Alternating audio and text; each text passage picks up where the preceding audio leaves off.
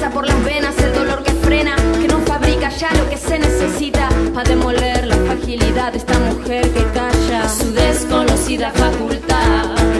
Altamente descreída, me autodiscrimino, me autodisminuyo huyendo así de mi sexualidad que habita mi cuerpo contra mi voluntad. Naciste, sos y serás, aunque sientas no refleja femineidad. Lo siento, lo siento, lo siento, pero esta es tu realidad.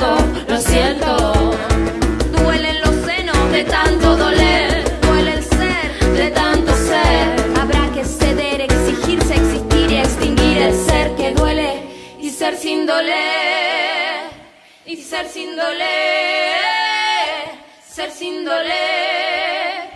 Y ser sin doler.